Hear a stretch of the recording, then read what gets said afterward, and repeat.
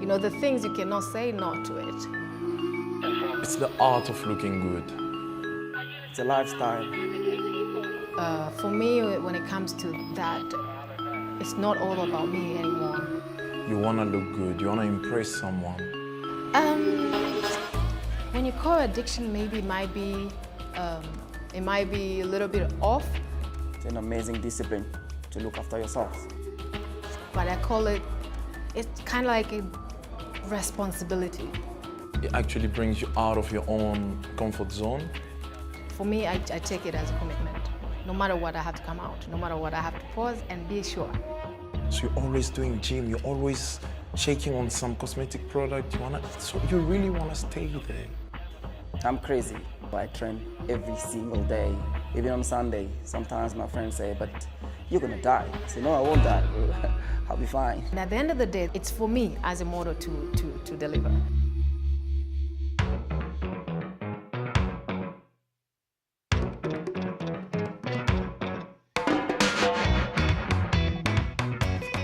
If I tell you that I never thought of being a model, I'm not sure if you believe me. It never clicked on my mind. It's only when I arrived in South Africa, while I was 19 years old, I think.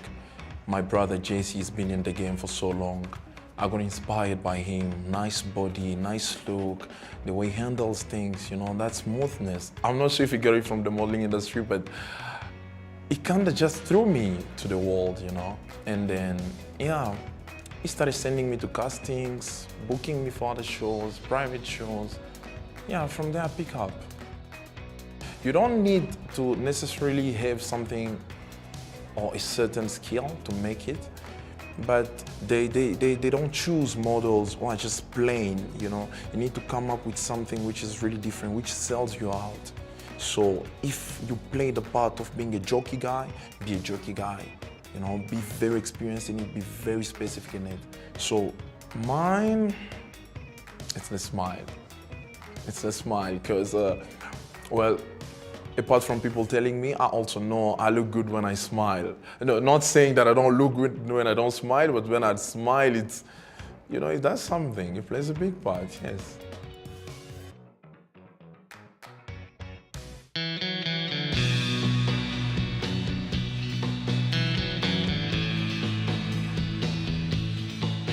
Okay, so I came from a very poor family, and when I was 16, I was very shy because I was kind of like a tomboy and I had a very long neck. So I used to walk bending my neck, you know, because I'm too shy. Then my father showed me a lady who is my icon, Iman. And he said, look at her, her neck is longer than yours. And I think you should be proud of yourself. I did not think I'll be a model, you know, but I thought one day I'll be somebody. Somebody that I will stand somewhere and people will appreciate me. So I came to South Africa in 2004, where I was coming to look for a job and try to go back to school. And Jen Series from Ice Models scouted me in the mall. And she said, so what can we do for you? At that moment, I'm looking at her, I'm like, you called me here. What can you do for us? I said, I don't know. You know, I said, I think we would like to represent you in South Africa. We think you can be a great model. At that moment, I was like, oh my God, this dream I had when I was 16, but I never knew I would ever find that platform anywhere. And it was not something I was looking to go into because my brain was more in school. But at that moment, I needed a job that can raise me up and be able to help my family, my mom, and my brothers to be able to go to school.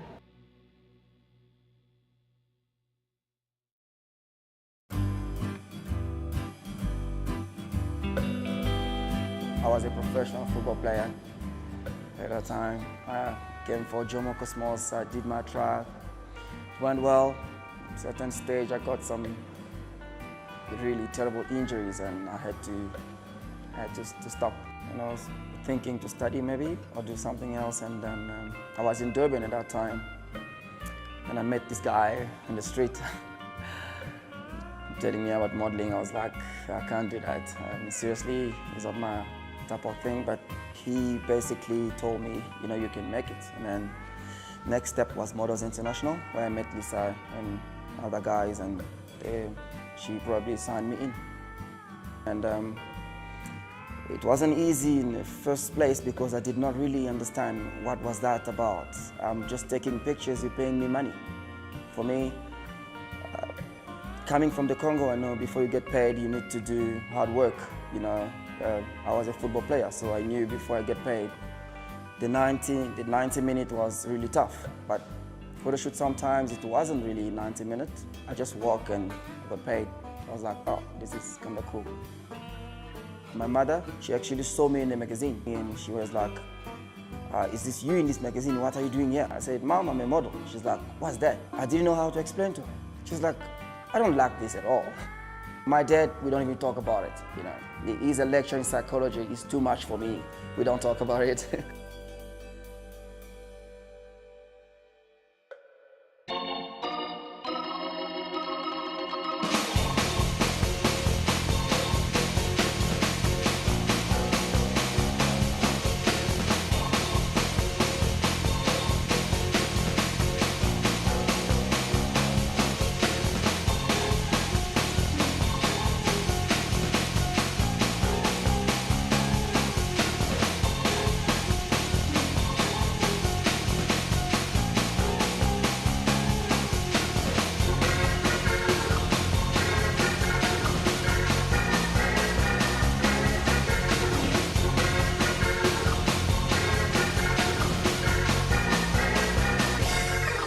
Models are, I'd say, epitome of what we do as designers. We need them, they need us. Always misunderstood, but I think they're beautiful creatures that bring fashion alive. Models are definitely misunderstood. They have a frenetic lifestyle. They have to constantly face rejection. And when they get busy, they really run around. So we often think that they're distracted or they don't concentrate, or there's the myth that they're not very bright. Not true. Models for me, in my life, they're like my family. They become my family. And I really become attached to them. So I don't have my own kids, so I kind of practice on them. If you take the clothing and put it on an ordinary person who's not a model and put it on a model, there's a difference. I mean, an ordinary person cannot sell. Ordinary people would love it and feel good and everything, but a model will make it like super amazing. They will walk it because they understand each and every garment, how to carry it. It be casual or it be couture or it be ready to wear. They know how to translate it, so always better to work with models.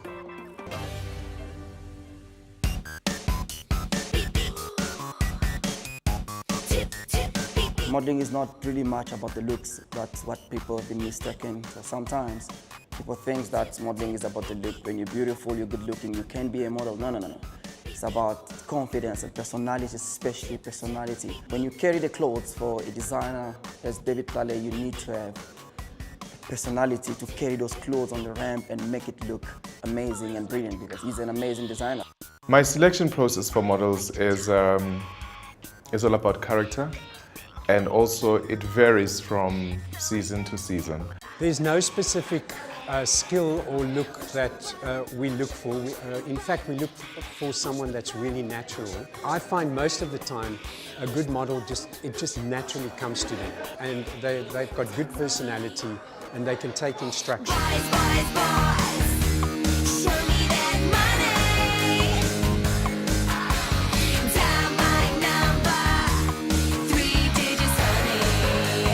The ramp, we have different walk. You need to have a walk which goes the same with the outfit.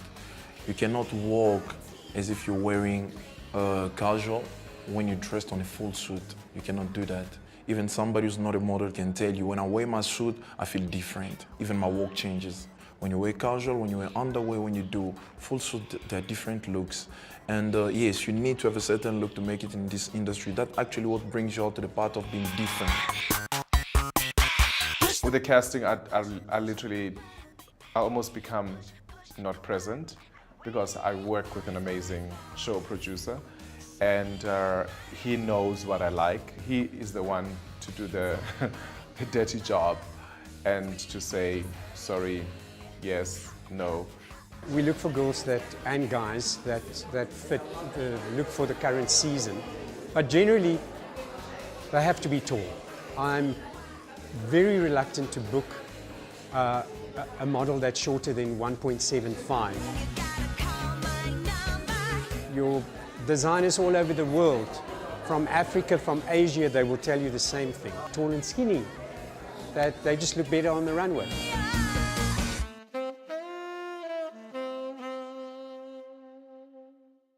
Everything about modeling is all about performance, deliverance. It's all about your outlook. It's all about what you can deliver. It's all about your personality, and you have to look a certain way. You have to look clean. Your skin has to be great. Your hair, what you wear, and all these needs money. All these needs money. But for the industry we are, I'm not sure if the client or the whole industry understand the struggle a model goes through, because they're expecting us to become that, but the payments become very low. And we have newcomers into the industry every single day, so, and also agencies are born every day, and which actually puts us on a very big difficult time, because now clients don't get to choose you, and by saying client I don't mean all of them, but certain. They don't get to choose you because of how good you are, but because of the certain amount of money which was proposed to them by certain agent, you see. So if I might be booked for probably, let's say, $100, but there's another one who's just a newcomer and doesn't know what he's doing, he might accept the offer for $10. And now it's even worse. When it comes to the social media kind of a market, I mean the market, the whole thing changed. It's even hard because you're no longer seeing models on covers anymore. You're seeing personalities, and the more you're seeing personalities, meaning our modeling career is dying. And sometimes I call it, there is a death of a supermodel. There will never be supermodels anymore.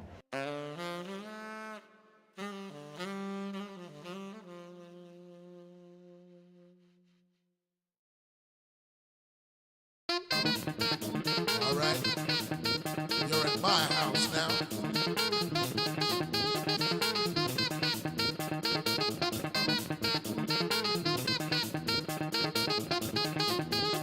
I train every day. I'm crazy. I train every day. Training for me, it's something that since I was a kid, I used to play football, so I train every single day, even on Sunday. Sometimes my friends say, but you're gonna die. I say, no, I won't die, bro. I'll be fine. My average day on the modeling industry is, I wake up in the morning. First of all, the first thing I do in the morning is pray. I pray, and I like to stretch out. But most of the times, I certainly just throw myself to the gym, because I really like to be fit. I hate wearing something which doesn't look good on me. So I believe it's my body, it's not the clothes. So if something doesn't look good on me, I probably assume that my body is not right.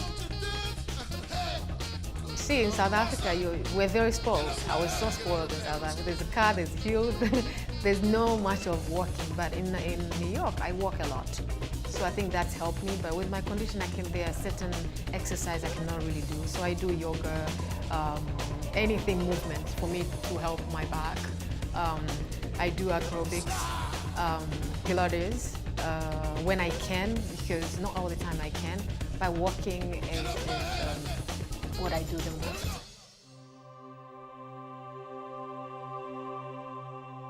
I went to school in Uganda. I was extremely sick all the time. So Uganda, they asked for me to transfer to go back to Tanzania.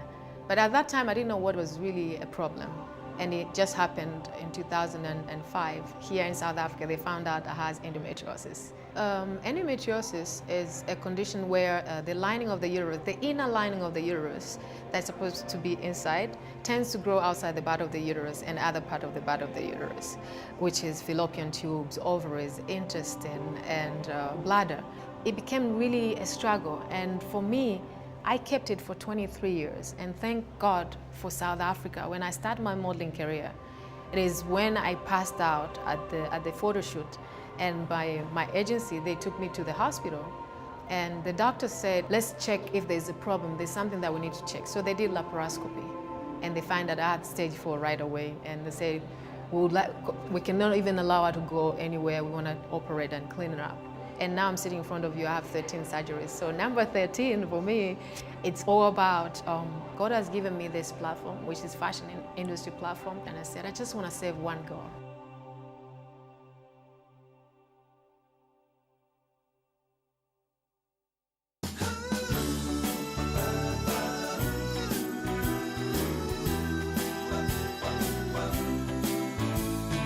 Mercedes-Benz Fashion Week I think it's cool because I'm sitting where I am today because I joined AFI in 2007, and it has helped me become a global brand. 2007, I got an opportunity to showcase at Paris Fashion Week.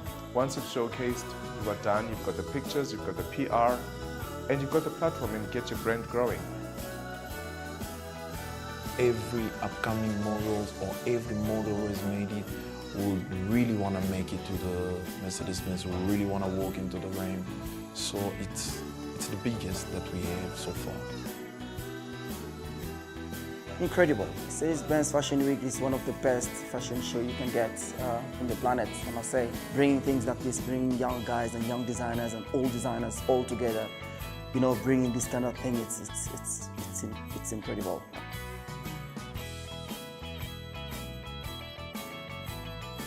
I've been producing David Lally shows for a considerable length of time, probably dating back to 1998. I also do his productions in New York. So we've become very close because of this relationship. And every season we try to do something that's completely out of the ordinary, that hasn't been seen before, and it's often quite difficult. One thing that David doesn't want to do is to be in the same venue as other designers for a fashion week. So it's pretty much what happens in New York as well. Your Calvin Kleins, they show off-site, as we call it.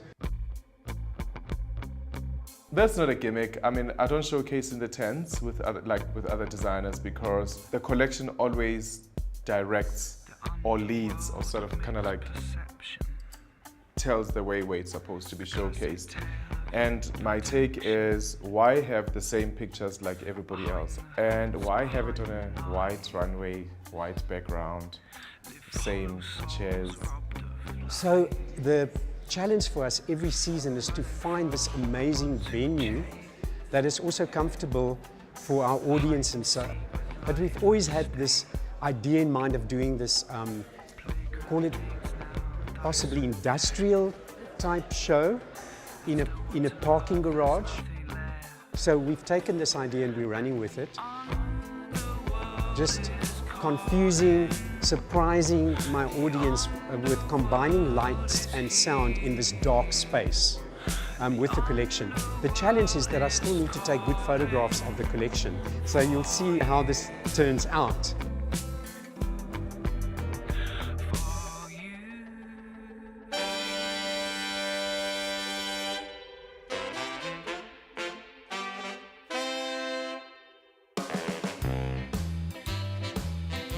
Okay, I met David in Durban years ago. I think it's 7 years ago. During Durban July, and they gave him a list of models that's supposed to be modeling for him. He had to choose one male model, and he chose me.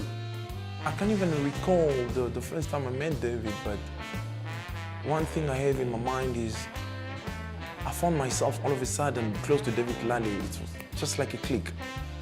I met David Lally in 2000 when I started my modeling career, 2004. He's a king, you know. He's a king who is blessed with such a grace. I've seen him growing, and for me, it gives me so much joy. He treats us like family. You know, most of the models that he have started working with them, we're still working with him because he's just that kind of a person that you look at his work and you look at yourself and thinking, what can I do to make this better? Working for David Lally, it's every model's dream. You really want to work for them. I mean for him. So if I don't work for David Lally, I don't feel right.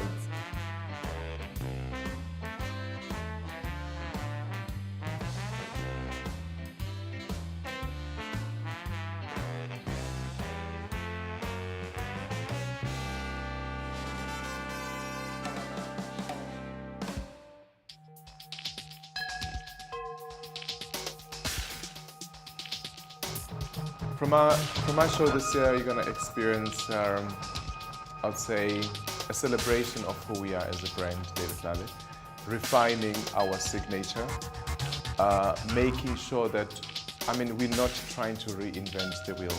We're not trying to become futuristic. We are not that kind of brand. We make beautiful clothes. Men and women, all they want is to have beautiful clothes, and that's what we want to do. And there's a beautiful collaboration that we're doing with Jockey South Africa. Beyond that, there'll be, I wouldn't say it's drama, but there will be some theatrics that we're going to give to people because it's a showcase. David Lally does not like to change outfits within the show. So often we have a lot of models. The most I've ever had to work with David was 96 models. So I love doing that, and we've done it often before. Volume is amazing. The more models you have, the more impact you have with the show.